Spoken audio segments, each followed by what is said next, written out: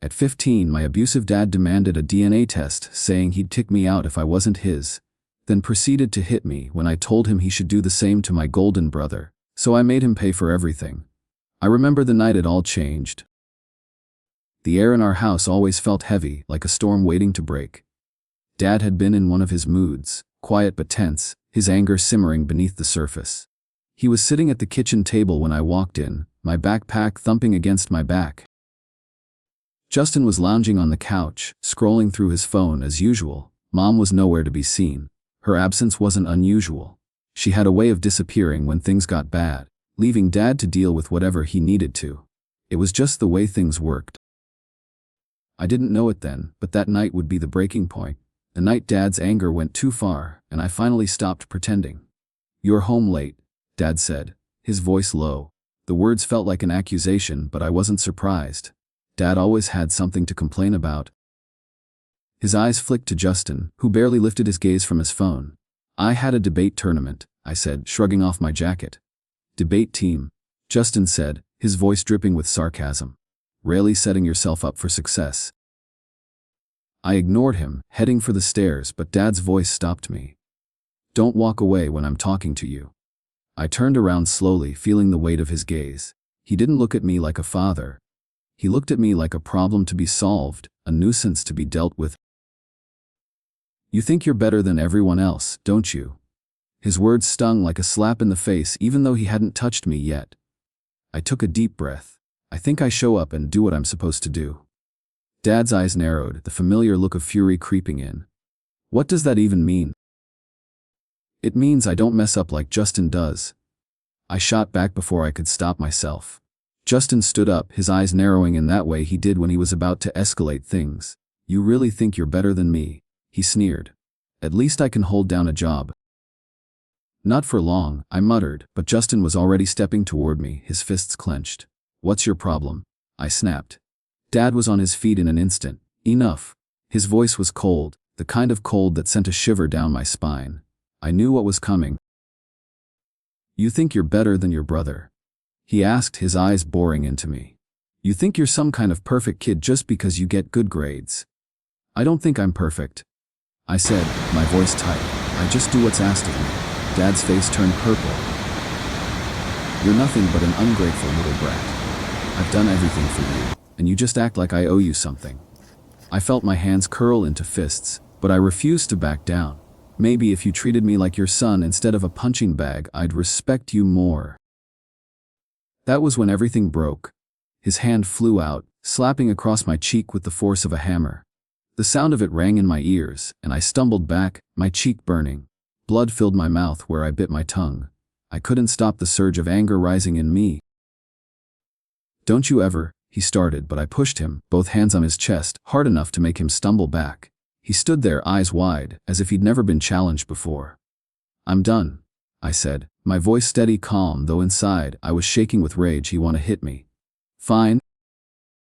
But if you do, I'll make sure you regret it." He lunged again, but I was ready this time, standing my ground. I wasn't gonna take this anymore. "You want to hit me?" I repeated, staring him down. "Go ahead. I'll make sure everyone knows what you did." Mom appeared in the doorway, her hands trembling as she watched us. "Everyone needs to calm down," she said weakly, but her words were drowned out by the chaos. "I'm done," I said again, my voice cutting through the air. "I'm not coming back here." I grabbed my backpack and walked out of the house, feeling of my father's slap still burning on my face, but also something else, something new. A sense of freedom, of power, like I had finally taken control of my own fate. The cold night air hit me as I stepped outside, the chill biting at my skin. Behind me, I could hear Dad's yelling, but I didn't turn back. I wasn't looking back anymore. I walked out of the house that night, my father's shout still ringing in my ears. The door slammed behind me, and I could hear the yelling from inside, echoing down the street as I walked. I didn't know where I was going, but I couldn't stay there. Not anymore. The cold night air hit my face like a slap, but it felt good. It felt like freedom. My cheek was still burning from the slap, but there was something else too. A strange calm had settled over me. For the first time, I wasn't afraid. For the first time, I wasn't running. I kept walking, each step taking me further away from the house, further away from the years of anger and pain that had built up inside me. The streets were quiet, the only sound the crunch of my boots on the gravel and the distant hum of city lights. I didn't know where I was going, but I didn't care. By the time I reached Matt's house, my cheek was swollen, my breath coming out in quick gasps. I knocked on the door, barely able to keep my hands steady. It felt like my whole body was vibrating, like the anger, the hurt, the fear were all going to spill out at once. Matt's mom answered the door, her face going from concern to something else as soon as she saw me. "Charlie," she said, her voice soft. "What happened?" I didn't know how to answer. "How do you explain that your father just slapped you across the face? How do you explain the years of torment, the years of being told you were worthless, just because you weren't your brother?" "I need a place to stay," I said instead, my voice barely above a whisper. Matt's mom didn't hesitate. "Come inside. You can stay here as long as you need to." I followed her into the house, feeling like I was dragging myself through mud. The house felt different from mine. It felt warm, welcoming, like no one was going to hurt me here, like I wasn't just waiting for the next explosion. Matt's dad came in shortly after, his face going hard when he saw me. "What happened?" he asked, his voice a little sharper. I looked at him, my jaw clenched. "I don't want to talk about it right now," I said. I was too tired. I didn't have the energy to explain everything. To explain that this wasn't just about a slap. This was about years of being told I didn't belong, that I was never good enough, that no matter what I did, I'd never be what my father wanted me to be. Matt's dad nodded, but I could see the anger in his eyes. "You're safe here. No one's going to hurt you." I nodded, grateful for the first time in a long time. I didn't have to pretend anymore. I didn't have to smile and act like everything was fine when it wasn't.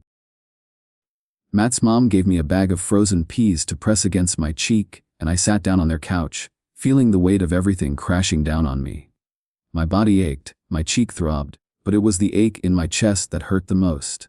I felt like I was losing everything. The phone rang a few hours later. I didn't answer it. It was probably my mom, probably another guilt trip. But I couldn't do it. I couldn't hear her say that I was wrong, that I was the one ruining everything, that I was the problem. Instead, I lay back on the couch, staring at the ceiling. My cheek was throbbing, but it didn't hurt as much as it should have. The pain in my chest, though, that was still there.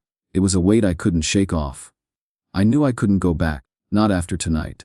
But I wasn't sure where to go from here. That night I called child services. I don't know why I did it. Maybe I was hoping that someone could fix it, make everything go away. But as I spoke to the woman on the other end of the line, I felt a strange sense of clarity. "I'm being abused," I told her, my voice shaking a little. "I've been abused for years and I can't take it anymore." She asked for details, and I told her everything about the years of physical and emotional abuse, about the constant threats, about how my father had slapped me that night. "We'll send someone for a home visit within 48 hours, she said. "We're going to expedite this given the injury you've described. You're safe now, okay?" I hung up the phone and sat there for a while, letting the words sink in. Safe. I wasn't sure I'd ever felt safe before. But maybe, just maybe, that was starting to change. The next morning I woke up with a swollen cheek and a headache. But I felt something else too, a sense of possibility. I was done pretending. Done letting my father control me. Done being the person he wanted me to be. I was going to take control of my own life, one step at a time. I woke up the next morning with my face throbbing. The swollen cheek was a constant reminder of what happened the night before. But it wasn't just the physical pain that weighed me down. It was the heaviness in my chest, the familiar feeling of dread that used to creep in every morning. Only this time, it was different. I didn't have to go back to that house. I didn't have to walk through those doors and face my father's anger again. Matt's parents were kind, though I could feel the weight of their concern whenever they looked at me. They didn't ask many questions, respecting my need for space. But the silence between us hung like a thick curtain, and I could tell they wanted to know more. I wasn't ready to talk about it. Not yet. I spent the morning trying to distract myself, pacing around the living room, not really knowing what to do with my thoughts. There were still so many things I had to figure out. Child services had promised to send someone out for a home visit, but I didn't know how long that would take. How much time did I have before everything got worse? Would my dad come after me again? I thought about calling Jessica. She was the only person I trusted enough to talk to, but I wasn't sure if I could put everything into words. What could I even say to her? I couldn't explain the years of torment. How do you put that kind of thing into a single conversation? Instead, I called child services again. The woman who answered was warm but efficient, a little too matter of fact for my liking. We'll need a statement from you. This will help us build your case. A case? That word hit me like a punch in the gut. This wasn't just about me anymore. This was real. I wasn't some angry teenager venting. I was a victim. I had rights, and someone was going to help me fight back. The conversation was short. She asked questions I didn't have answers to, questions that made me think about things I had been avoiding for years. Things like why my father treated me differently than Justin. Things like why I had never really felt like I belonged. When I hung up, my head was spinning. The anger, the hurt, the confusion, it all mixed together, and I wasn't sure what to do with it. Part of me wanted to run, to leave town and never look back. But that wasn't an option. Not anymore. I had to face this. I had to fight for myself for the first time in my life. Matt's mom came in with a tray of food. She didn't say anything, just placed it on the coffee table in front of me. Her quiet support was comforting, even though I wasn't sure how to accept it. I didn't feel like I deserved their kindness. After everything, how could I? I took a bite of the food, but it didn't taste like anything. My mind was too full of everything else. The thought of facing my family again, of having to explain what happened to anyone who would listen, filled me with dread. I couldn't do it. I wasn't ready to go back there. But then I remembered the conversation with the woman from child services. She was right. This wasn't just about me anymore. This was about stopping the cycle, about breaking free from the family that had kept me locked in this twisted version of reality. If I didn't take a stand now, I might never get the chance again. The doorbell rang later that afternoon. I didn't expect anyone. When I opened the door, I was surprised to see Sarah standing there. She was holding a coffee cup in her hand, her hair pulled back in a messy ponytail, looking like she'd just finished a shift at the local diner. "Can I come in?" she asked quietly, her eyes scanning my face, taking in the sight of the bruise on my cheek. I stepped aside, feeling the weight of her gaze. We hadn't talked much in the past few months, but she was someone I knew I could count on. She sat down beside me on the couch, looking at me with the kind of understanding that made my chest tighten. "I heard about what happened," she said softly. "I don't know all the details, but I know you've been through hell. You don't have to go back there, you know. You don't have to keep taking it." The words hung in the air for a long time. I knew she was right, but it felt like too much. I didn't have a plan. I didn't know what was going to happen next. "I'm not going back," I finally said, my voice barely above a whisper. Sarah nodded. "Good. You deserve better than that." I wanted to believe her. I wanted to believe that I could actually escape, that I could leave my past behind and build something better. But there was a part of me, deep down, that was still terrified. What if I couldn't do it?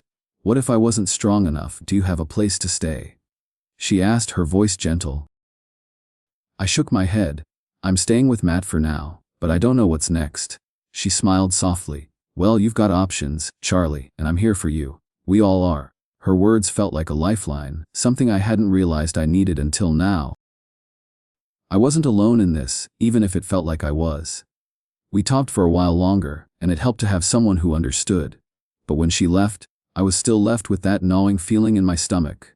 The reality of my situation was setting in. I had no idea what was going to happen next, but I knew one thing for sure: I couldn't go back. I wouldn't. It had been 3 days since I left, and every time I thought about what had happened at the house, my stomach twisted. I didn't want to think about it, but I couldn't stop. The fight, the slap, the way Dad had looked at me like I was something he didn't recognize. The words he said, the accusation that I wasn't really his.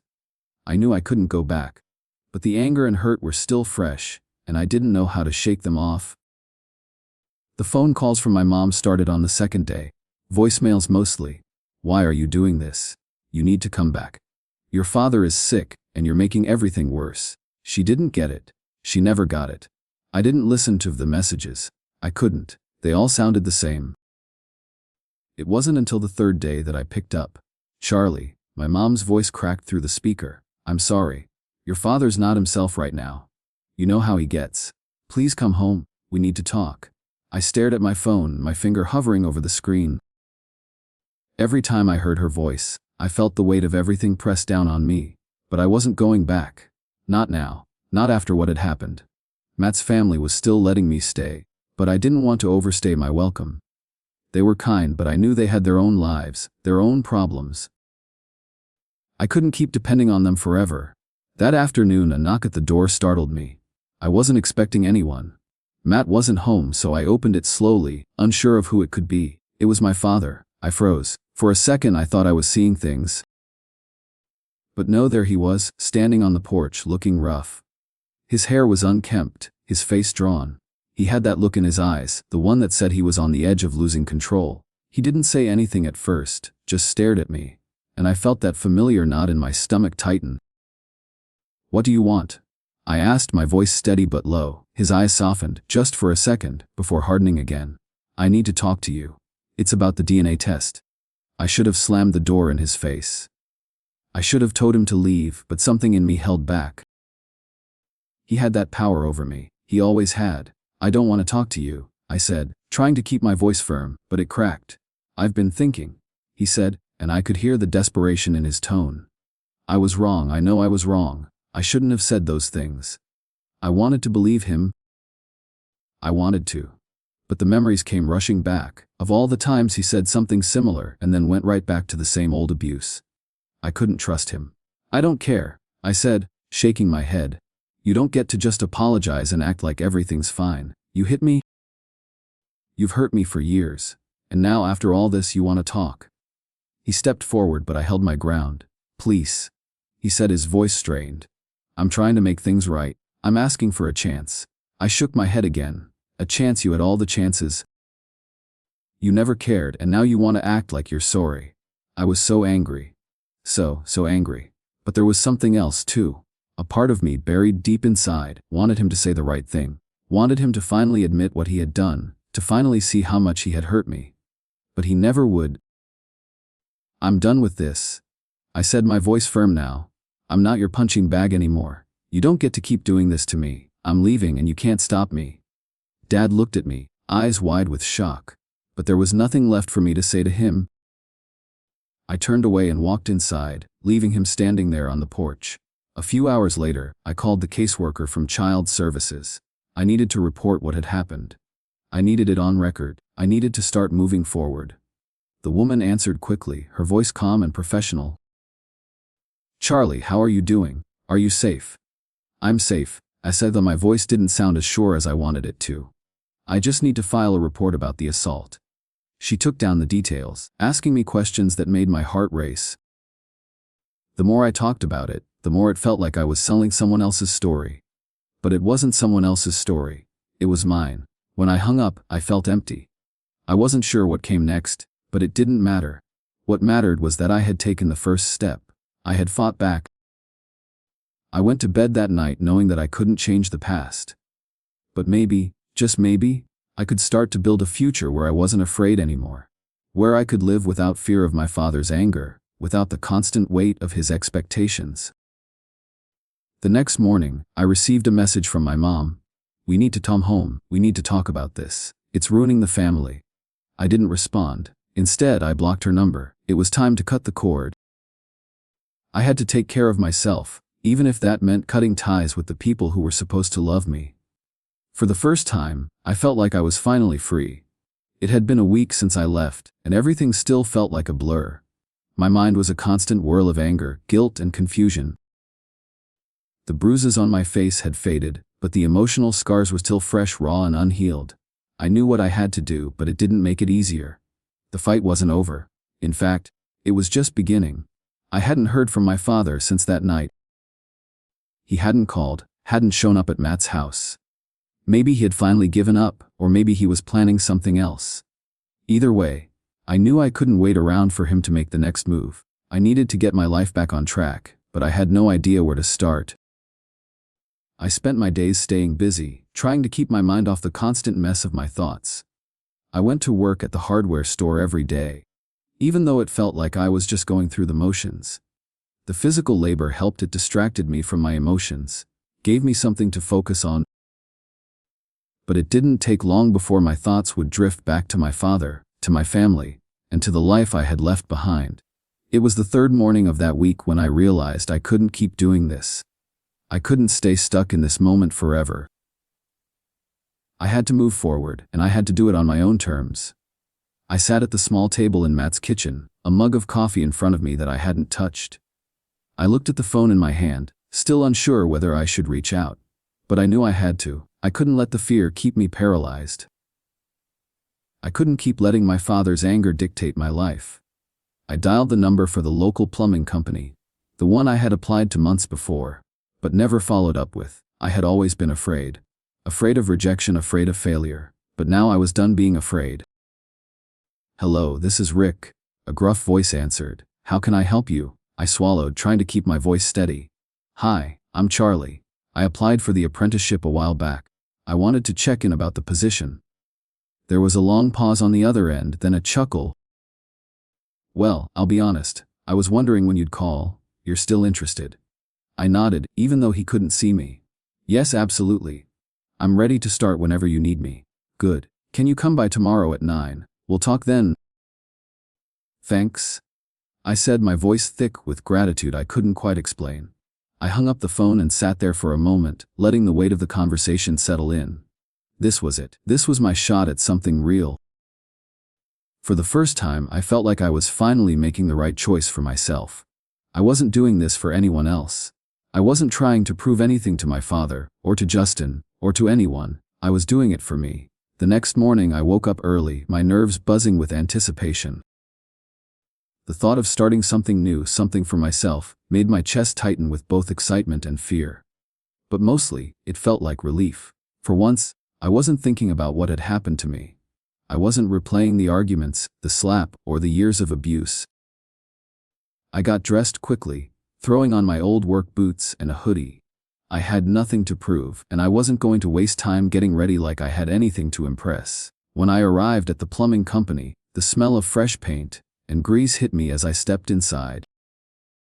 Rick was there, waiting behind a counter with a clipboard in hand. He gave me a sharp nod, and without a word, led me to the back, where the team was already hard at work. The job site was a mess, pipes everywhere, tools scattered across the floor. The heat from the old building made me sweat almost instantly, but I didn't mind. It was work, real work. Rick showed me how to handle a few tools, gave me a rundown of what the team had been working on, and told me to follow him as he guided me through the basic procedures. At first, it felt like a lot to take in, but there was something oddly calming about the rhythm of the work. It was simple, straightforward. No mind games, no cruelty, just the task at hand.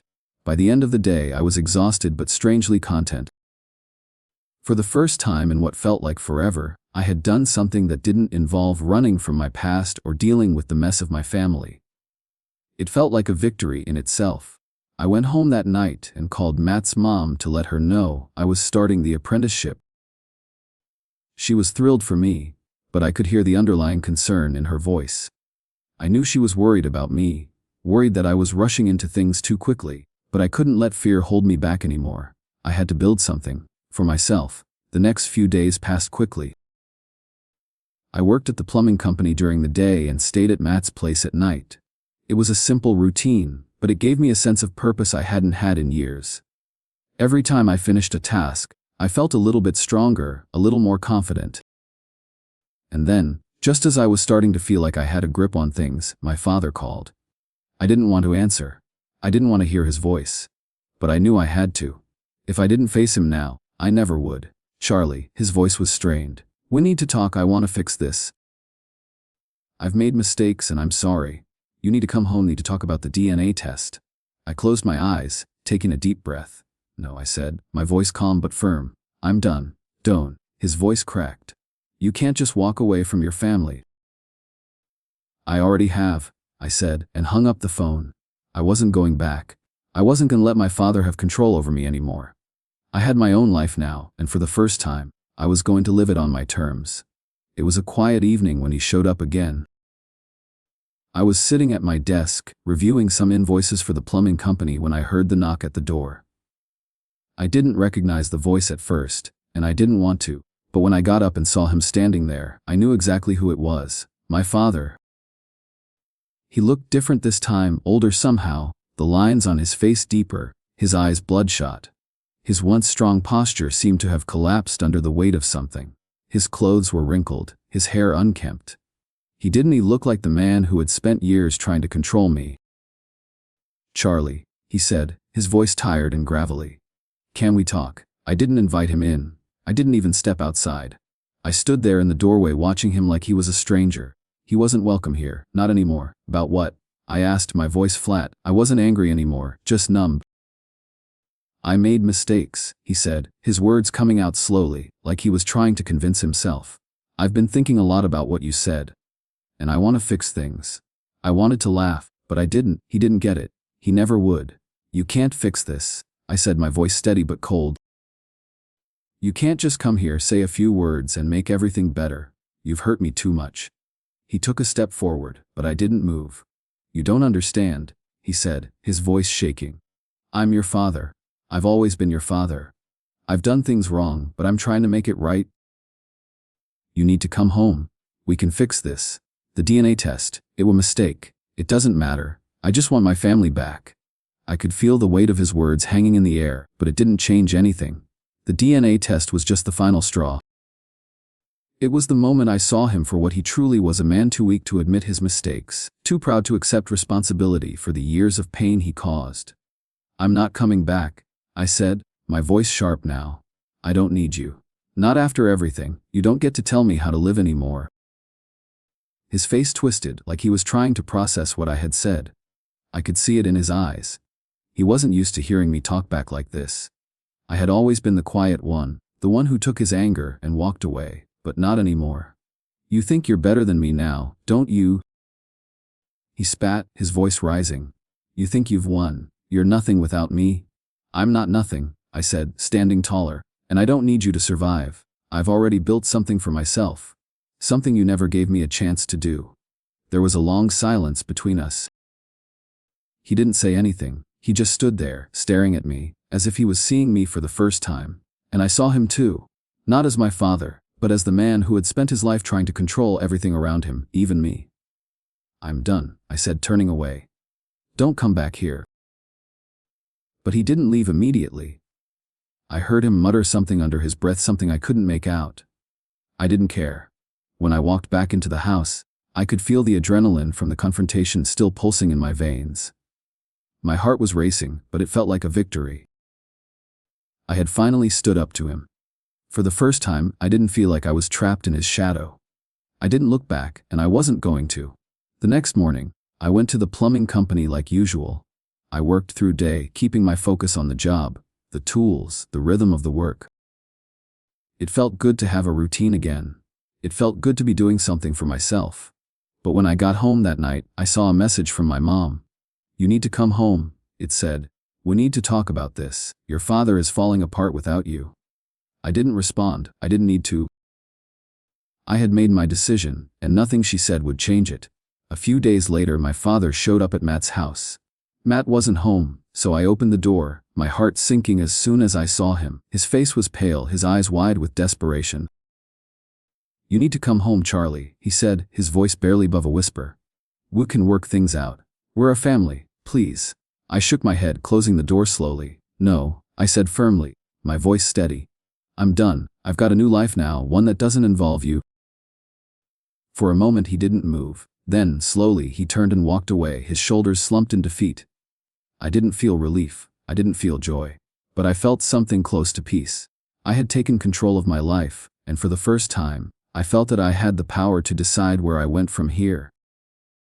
I didn't look back. Not this time. And that was the moment I knew I was free. The days that followed were a whirlwind of changes, but it didn't feel like relief. It felt like survival. I had a new routine now. I woke up early, went to work, kept my head down, and focused on my apprenticeship. Each day felt like a small victory. But it didn't erase what had happened. It didn't erase the family I had left behind, or the fact that, despite everything, they were still a part of me. I had no idea what had come next. No idea how this would all play out. But something inside me knew I couldn't go back. Not after everything that had happened. I had finally made a break for it. A week later, I got the call. I was working on a job at a local office building when my phone buzzed in my pocket. It was an unknown number. I didn't answer it at first, too distracted by the work in front of me. But the second call came almost immediately after, and something about it made me hesitate. I stepped away from the crew, the noise of the worksite fading behind me as I picked up the phone. Hello. My voice was wary, my mind still lingering on the work at hand. Charlie, it's your mother, came the voice on the other end. You need to come home. We need to talk. I could feel my stomach twist. The last thing I wanted to do was hear her out, but I knew I had to. This was the kind of call I couldn't avoid. I could already feel the weight of what she was going to say. She wasn't going to let me go so easily. What is it, Mom? I kept my tone as steady as I could, though I felt a rush of tension building in my chest. It's about your father, she said. I could hear the strain in her voice, like she was trying to sound calm, but the cracks were there, visible. He's in trouble. He's been arrested. I didn't know what to say. I wasn't surprised. He had always been one step away from losing everything, but hearing it out loud made my stomach flip. For what? I asked. I already knew, but I needed to hear her say it. She whispered. The word hung in the air for a moment, as if it could wrap itself around me and pull me back into the past. I felt my pulse quicken, but I didn't let myself react. Not yet. Not in front of her. I'm sorry, she said quickly, her voice shaking. But you have to come home. You need to help us fix this. He's falling apart. You're all he's got left. I closed my eyes for a moment, trying to steady myself. I could hear her words echoing in my head. You're all he's got left. That line, that one damn line, always had a way of creeping back in. It always made me feel like I owed him something, like I had to be the one to fix the mess he'd created. But I wasn't the one who needed to fix anything. I was the one who needed to heal, and I couldn't do that by going back into that toxic mess of a life I had spent so long running from. No, I said, finally finding my voice. I'm not coming back. You need to handle this yourself. There was silence on the other end, followed by a soft sob. I knew my mom was upset, but I couldn't bring myself to feel bad for her. Not anymore. Please, Charlie, she pleaded. He's your father. You're all I have left. I can't do this alone. I felt the weight of her words press against me, but I stood firm. I'm not doing this anymore, Mom. You've had your chance. I've had mine. I'm not going back there. She didn't say anything for a long time. I could hear her breathing, trying to collect herself, but I knew I had already made my decision. I wasn't going to be dragged back into that world. Not for her, not for him, not for anyone. Goodbye, Charlie, she whispered, and the line went dead. I stood there for a moment, letting her words linger in the air. I didn't feel relief. I didn't feel anything. I just felt numb. But deep down I knew it was the right choice. I had made my break. The next few days were filled with paperwork, job sites, and the weight of knowing that my father's arrest was only the beginning of the consequences. The truth was coming out, and there was no going back from it. The police report, the charges, the restraining order, all of it was part of a life I had worked so hard to leave behind. But it was also a life I would never escape entirely. It was a part of me. That night, as I lay in bed, I got another call. This time was Matt. Hey, man, he said, his voice low. I heard about your dad. Is everything okay? I took a deep breath, running a hand through my hair. Yeah, I said, my voice more tired than I meant for it to sound. I'm fine, it's just a lot to process, you know. I get it, Matt said. I'm here for you, man. Whatever you need. For the first time in a long time, I didn't feel like I was completely alone. I had people in my corner. People who cared. And for the first time in a long time, I didn't feel like I was the problem. I know, I said quietly. Thanks, man. I really appreciate it. That night, I slept better than I had in weeks. The weight of the past hadn't disappeared, but it didn't control me anymore. I was taking back control. I was finally building something for myself, and maybe, just maybe, that was enough. The next morning, I got up, had breakfast, and headed out for work. It was just another day, but it felt like the first day of the rest of my life. I didn't know what the future held, but for the first time I wasn't afraid to face it. It had been a few months since everything had started to settle down. My life was no longer dominated by my father's anger or my mother's endless guilt trips. I had built a routine, one that was mine. It wasn't easy, but it felt real. The plumbing business was picking up, and I had a place of my own. For the first time in years, I wasn't looking over my shoulder, wondering when the next blow would fall. The progress felt good, but there was still something missing. I wasn't entirely sure what it was, but I had a feeling. I spent my days working hard, learning the trade, and starting to think about the future. Matt, Kathy, and Steve had given me stability, but it was more than that. They had given me a place to heal. They didn't ask anything of me. They just let me be, and for once I didn't have to pretend. But I still thought about my family, my parents, my brother. Even after everything, I found myself wondering what had happened to them. It felt strange to think of them, knowing the way things had ended. I had made peace with the fact that I wasn't going back to them. But I was still holding on to the hope that maybe, one day, I could heal that part of me. One evening, after a long day of work, I was sitting at the kitchen table, sorting through paperwork when I heard a knock at the door. I froze, my heart skipped a beat. I wasn't expecting anyone. Not after all this time. When I opened the door, there stood Justin. He looked worse than I had ever seen him. His face was gaunt, his eyes tired, and his clothes, well, they looked like he had worn them for days. "Hey," he said, his voice barely above a whisper. "Can I talk to you for a minute?" I didn't say anything at first. Part of me wanted to slam the door in his face.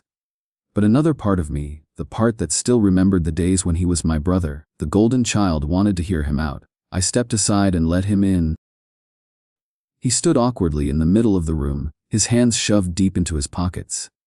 I didn't know what to say. What was there to say? We hadn't spoken in months, not since the day the DNA test results came back and shattered the family. "I know it's been a while," Justin started, his voice hesitant. I've messed up a lot." I didn't respond. I just waited for him to continue. "I'm in trouble, Charlie," he said, his voice shaky now. "I've got a court date in 2 days. I'm in deep with these guys.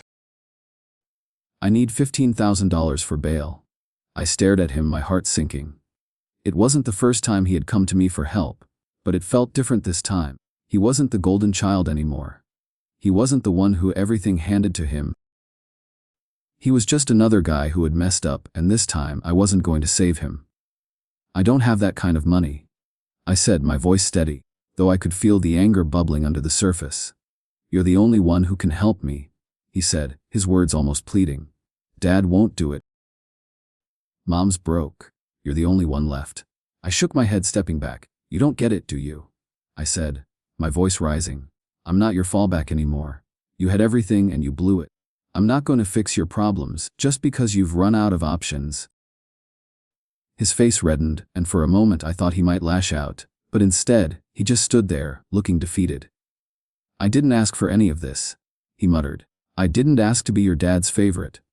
But I had to live up to, I had to keep being the perfect one, and now I'm nothing." I took a deep breath, trying to calm myself.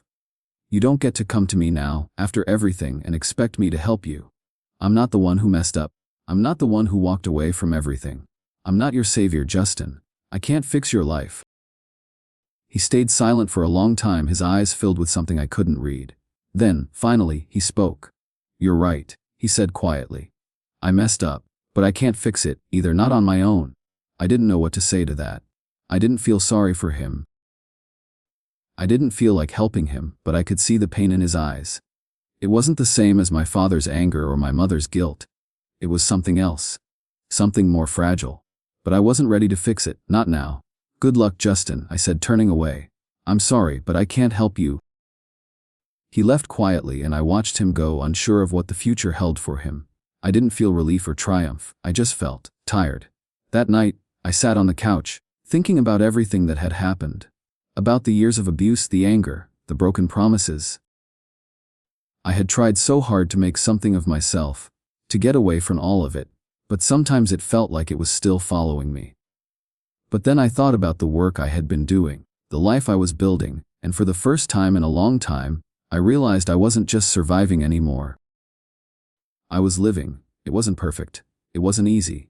But it was mine, and for the first time in years, I felt like I had a future ahead of me. A future where I wasn't defined by the family I had left behind, but by the person I was becoming. It was enough. And that, I realized, was all I needed.